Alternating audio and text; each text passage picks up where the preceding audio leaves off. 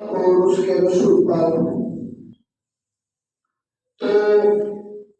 ایمان لانے کا مطلب یہ ہے کہ اللہ اور اس کے رسول کے احکامات جو ہمیں بتائے گئے ہیں ان پر انسان صدق کے دل سے چلنے کا عہد کرے، اور انسان اپنی پوری زندگی امام الانبیاء، فخر الانبیاء، تاجدار کائنات سیدنا حضرت محمد مصطفیٰ صلی اللہ تعالی علیہ وآلہ واصحابہ وبارک وسلم کی دی ہوئی سیرت مبارکہ کے مطابق اپنی زندگی کو جب گزارتا ہے تو پھر بات پکی ہو جاتی ہے کہ واقعی ہم ایمان لائے اللہ پر اور اس کے رسول پر، اور جنہوں نے صدق کے دل سے اللہ اور رسول کے احکامات پر عمل کیا ہے،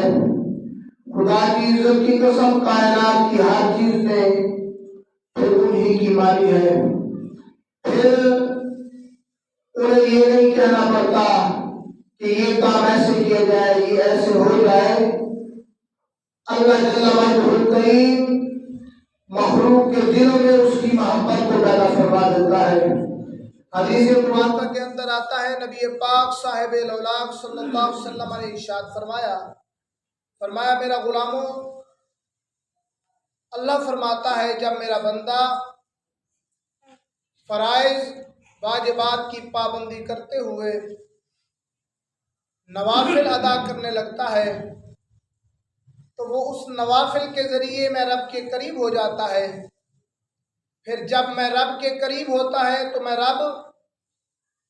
اس کی محبت آسمان پر جتنے بھی فرشتے ہیں ان کے دلوں میں ڈال دیتا ہوں، اور جب اس میرے بندے کی محبت اور عزت میرے فرشتوں کے ہاں پیدا ہو جاتی ہے تو اللہ پھر فرشتوں کے سردار سے فرماتا ہے کہ اب تم منادی کرا دو زمین پر بھی کہ یہ میرا برگزیدہ بندہ ہے۔ تو میں اس طرح کہوں، آج سیدنا حضرت عبد القادر جیلانی رضی اللہ تعالیٰ عنہ کے نعرے اور آپ کی 11ویں شریف جو منائی جا رہی ہے، یا آپ سرکار رضی اللہ تعالیٰ عنہ کا ہر جگہ بڑی عزت و تکریم سے نام لیا جا رہا ہے، یہ اس لیے نہیں لیا جا رہا، اس کی بھی کوئی خاص وجہ ہے۔ اس کی وجہ یہی ہے کہ انہوں نے رب اور رسول کی مانی ہے۔ رب اور رسول کی مانی ہے تو آج کائنات کا ہر انسان ان کو عزت کی تکریم سے دیکھتا ہے، اور ہم رب اور رسول کے بتائے ہوئے احکامات سے دور ہیں تو پھر کائنات کے لوگوں نے ہماری کیا ماننی ہے؟ حتیٰ کہ ہماری اولاد بھی ہمارا کہنا نہیں مانتی، ہمارے عزیز و اقارب بھی ہمارا کہنا نہیں مانتے۔ میں ایک حدیث مبارکہ سنانا چاہتا ہوں۔ انسان ہمیشہ اپنے آپ کو اللہ کی بارگاہ میں جھکاتا رہے، اس کے حضور اپنے گناہوں سے توبہ و استغفار کرتا رہے، اور الایمان بین الخوف والرجاء حدیث مبارکہ ہے، جب انسان اتنا بے بس بھی نہ ہو جائے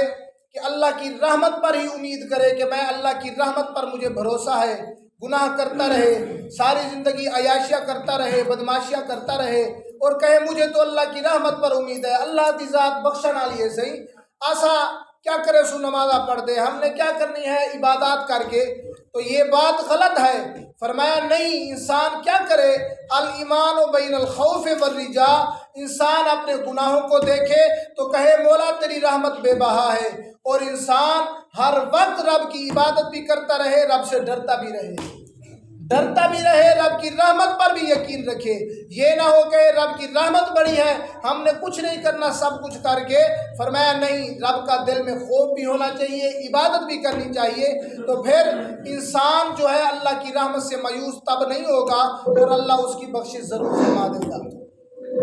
اور طبرانی کے اندر حدیث مبارکہ موجود ہے، امام الانبیاء علیہ السلام نے ارشاد فرمایا، میرے غلاموں قیامت کا دن ہوگا، اللہ جل مجدہ الکریم ایک بندے کو بلائے گا، وہ ایک بندہ جب بارگاہ رب العالمین میں حاضر خدمت ہوگا، ویسے تو پوری مخلوق پوری کائنات رب کے سامنے ہوگی، لیکن اس بندے کو خصوصی طور پر بلوایا جائے گا اور اللہ کے فرشتے جو ہیں اس کے سامنے اس کے نامہ اعمال کی ڈائری کھولیں گے، ویڈیو ریکارڈ سامنے ہو جائے گا، اس کے سامنے پیش کیا جائے گا۔ اب یہ شخص جب اپنے گناہوں کی طرف دیکھے گا، اب ایک قسم کی ویڈیو چل رہی ہے، یہ یہاں جو ہمارے فرشتے بیٹھے ہیں یہ ہمارا کارنامہ لکھ رہے ہیں، ہمارے کرتوت لکھ رہے ہیں، ہماری اچھائیاں اور برائیاں لکھ رہے ہیں۔ یاد رکھنا، ہمارے ہاتھوں نے بھی گواہی دینی ہے، ہماری زبان نے بھی گواہی دینی ہے، ہمارے ہاتھوں نے گواہی دینی ہے کہ فلاں کا حق کھایا تھا اسحاق کے ساتھ، فلاں کا حق دبایا تھا اسحاق کے ساتھ۔ زبان نے گواہی دینی ہے، فلاں کی غیبت کی تھی اس زبان کے ساتھ، فلاں پہ بہتان لگایا تھا اس زبان کے ساتھ۔ زبان نے گواہی دینی ہے کہ جھوٹ بولا تھا اس زبان کے ساتھ۔ تو یاد رکھنا، سورۃ یاسین کے اندر ہے، ہاتھ بھی گواہی دیں گے، پاؤں بھی گواہی دیں گے۔ تو پھر جب اس وقت انسان کا نامہ اعمال اس کے سامنے ہوگا تو انسان پریشان ہو جائے گا۔ اب رب تبارک و تعالیٰ اپنی شایان شان کے لائق انسان سے خطاب فرمائے گا، فرمایا دیکھ یہ تیری چھوٹی برائی ہے۔ آپ کی توجہ ہے؟ یہ دیکھ تیری چھوٹی برائی ہے۔ انسان کی اوقات کی کیا ہے کہ رب کے سامنے کھڑا ہو کر کچھ حل کر سکے، تو سر جھک جائے گا، دل میں خیال آئے گا پسینہ پسینہ ہو کر، یہ تو میری چھوٹی نیکی ہے، جب چھوٹی برائی ہے، جب بڑی برائی رب کے سامنے رب مجھے دکھائے گا میں کیا کروں گا، میرا تو ٹھکانہ جہنم ہے۔ اب یہی بات دل میں سوچ رہا ہے، چھوٹی برائی ہے، اللہ فرمائے گا یہ تیری چھوٹی برائی ہے، یہ بھی تیری چھوٹی برائی ہے، یہ بھی تیری چھوٹی برائی ہے۔ تو رب کی رحمت تو بہانے تلاش کرتی ہے، اس کو بہانے کی ضرورت نہیں، یاد رکھنا۔ پھر کہیں کوئی یہ نہ کہے کہ مولوی نے رب کے بارے میں کیا کیا کہ رب کی رحمت بہانہ تلاش کرتی ہے، بس وہ تو ایک اس کی ذات اتنی رحیم ہے، کریم ہے، وہ چاہتا ہے میرا بندہ میری طرف آئے صحیح، کوئی نہ کوئی اس کی بخشش کے لیے بہانہ بن جائے گا۔ اب جب یہ چھوٹی برائیاں جو ہیں ساری پوری ہو جائے گی، اللہ فرمائے گا جا میں نے ان تیری چھوٹی برائیوں کو نیکیوں میں بدل دیا، جا میں نے تیری چھوٹی برائیوں کو نیکیوں میں بدل دیا۔ اب جب بندہ یہ سنے گا تو وہ بندہ کہے گا باری تعالیٰ میری تو بڑی بڑی برائیاں بھی ہیں، سبحان اللہ تو کہہ دیجیے، جسے اپنے رب کی رحمت پہ بھروسہ ہے وہ سبحان اللہ کہہ دیجیے، ان کی آواز سے سبحان اللہ کہہ دیجیے۔ بندہ کہے گا باری تعالیٰ پہلے کیا کرتا، خاموش کھڑا تھا، یہ تو چھوٹیاں برائیاں جب بڑی کھلے گی تو پھر کیا ہوگا؟ اللہ فرمائے گا جا تیری چھوٹی برائیوں کو میں نے نیکیوں میں بدل دیا۔ بندہ پھر کہے گا باری تعالیٰ یہ تو چھوٹی برائیاں ہیں ان کو نیکیوں میں بدل دیا ہے، جو بڑی برائیاں ہیں پھر مہربانی فرمانا، پھر مہربانی فرمانا۔ اور رب کی بارگاہ میں عرض کرے گا باری تعالیٰ کس وسیلے سے تو نے بخش دی، تو باری تعالیٰ ہے میں تو پوچھ ہی نہیں سکتا۔ اب رب فرمائے گا میرے بندے یاد کر تو راستے میں جا رہا تھا، راستے میں گلی کے اندر ایک روڑا پڑا ہوا تھا، ایک پتھر پڑا ہوا تھا، تو نے وہ اٹھا کر سائڈ پہ رکھ دیا، کس لیے کہ کوئی بزرگ گزرے گا نماز کے لیے، کوئی عمر رسیدہ بندہ گزرے گا، کہیں یہ اسے ٹھٹے سے گرا نہ دے، میں نے اس لیے اٹھا کر سائڈ پہ رکھا، میں نے اس کی وجہ سے تیری بخشش کی، میں نے اس کی وجہ سے میں نے کہا کہ رب کی رحمت تو صرف بہانہ تلاش کرتی ہے کہ بندہ میری طرف آئے گا، اور ہم ہیں کہ ہم دنیا کی طرف بھاگتے ہیں، ہم لالچ کی طرف بھاگتے ہیں، اور ہمیں اللہ اور رسول سے بالکل مستغنی ہو چکے ہیں۔ ہم اللہ رسول کی طرف اگر کوئی بلایا جائے تو پھر ہماری اس طرف توجہ نہیں ہوتی، یار ہماری دنیا داری کے کام ہی مکمل نہیں ہوتے، ہم یہاں تمہیں ایک ٹائم کیسے دیں؟ تو کوشش کریں اپنے رب اور رسول کی بارگاہ میں ہمیشہ اپنے سروں کو جھکائیں، پھر من کان للہ کان اللہ لا، 4 جمعوں سے میں حدیث مبارکہ آپ کے سامنے پڑھ رہا ہوں۔ رب فرماتا ہے دنیا والوں پریشان نہیں ہونا، جو میرا ہو جاتا ہے پھر میرا اس کا ہو جاتا ہے۔ میں اس لیے کہتا ہوں داتا گنج بخش حجویری کے نعرے لگتے ہیں اس لیے نہیں لگے، انہوں نے رب کی مانی ہے، پھر رب ان کی کیوں نہ مانے؟ آج ان کے مزارات چومے جا رہے ہیں، آج ان کے لیے فاتحہ خوانی کی جا رہی ہے، آج لوگ بڑے بڑے ناموں سے پکارتے ہیں، کس لیے؟ اس لیے پکارتے ہیں انہوں نے رب رسول کی مانی ہے۔ ہم جب اللہ اور اس کے رسول کی نہیں مانیں گے تو دنیا تو دور کی بات ہے بھائی، ہمارے گھر میں بھی پھر ہماری نہیں مانی جاتی، تو پھر ہم کہتے ہیں روزی میں بھی برکت نہیں ہے، اولاد بھی کہنا نہیں مانتی، فلاں یہ نہیں ہوتا، فلاں یہ نہیں ہوتا۔ بات میرے بھائیوں سے اتنی ہے، اللہ اور رسول کو راضی کر لو، خدا کی عزت کی قسم اولاد اور جو باقی رشتہ دار ہیں، باقی جو عزیز و اقارب ہیں، وہ خود بخود تمہارے پیچھے چلنے لگ جائیں گے، اللہ ان کے دلوں میں تمہاری عزتیں پیدا فرما دے گا۔ وہ وجہ کیا ہے؟ وجہ یہی ہے کہ کی محمد سے وفا تو نے تو ہم تیرے ہیں، کی محمد سے وفا تو نے تو ہم تیرے ہیں، شرط ایک ہی ہے حضور سے وفا کرو اور کائنات کی ہر چیز تمہاری ہو جائے گی۔ اللہ سے دعا ہے اللہ ہمیں اسوہ رسول کے مطابق زندگی گزارنے کی توفیق عطا فرمائے، اور میں عرض کرتا چلوں اپنے دلوں کے اندر سے نفاق کو ختم کر دو۔ جو ہم چوک و چراہوں میں بیٹھ کر لوگوں کے گلے کرتے ہیں، یار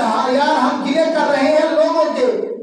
ان کے کھاتے میں تو نیکیاں لکھی جا رہی ہیں، ہم اپنا کھاتا خراب کر رہے ہیں۔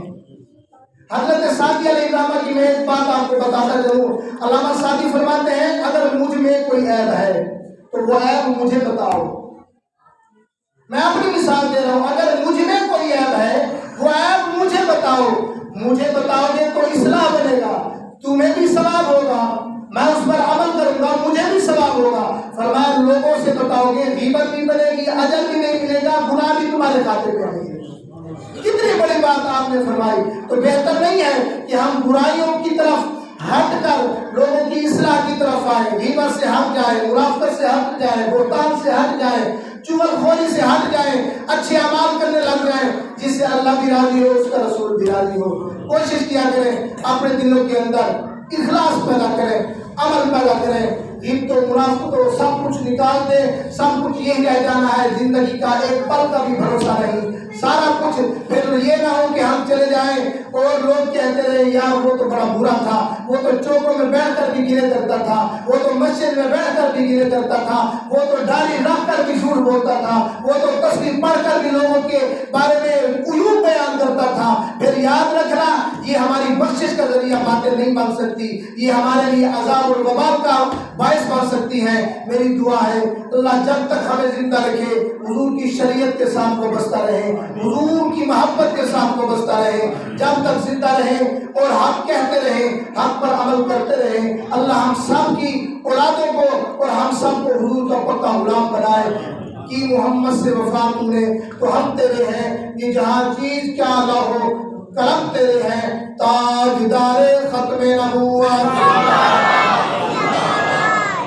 تاجدار ختم نبوت، تاجدار ختم نبوت، آواز آنی چاہیے جوان آلی بھی، تاجدار ختم نبوت، تھوڑی بڑی آواز آنی چاہیے، تاجدار ختم نبوت، رہے گا یوں ہی ان کا، رہے گا یوں ہی ان کا۔ اگر تو سکتا ہوں ہمارے حضور کے غلام کیا نہیں ہے، تو صحیح حق جاؤ جا، رہے گا یوں ہی ان کا۔ میرے ہاتھ تک اچھاتی بڑے میں تو کو ہی اندر السلام کرنا، رہے گا یوں ہی ان کا، رہے گا یوں ہی ان کا۔ میرے باپ ہو جائیں جل جانے والے، کی محمد سے وفا تو نے تو ہم تیرے ہیں، کہ جہاں چیز کیا